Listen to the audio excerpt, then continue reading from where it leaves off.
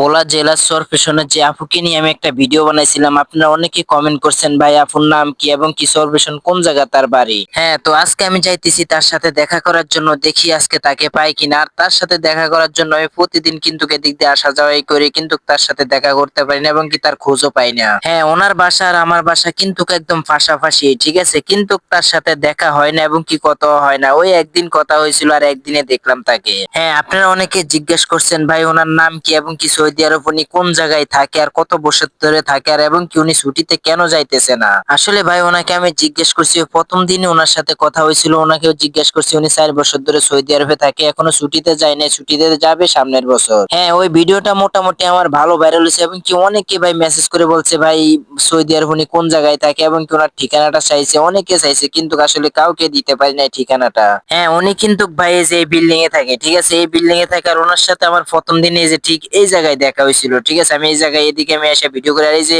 মানে ময়লার ড্রামটা দেখতে পারতেছেন, উনি এই ড্রামে এসে মানে ময়লা ফেলাইতে এসে তারপর আমার জিজ্ঞেস করছে মানে আমার দেশ কোনটা, ঠিক আছে। তারপর আমি বললাম আমার দেশের বাড়ি ভোলা জেলা, পরে বলছে ভোলা জেলা কোন জায়গা, পরে বলছে তোজুমদ্দি থানা।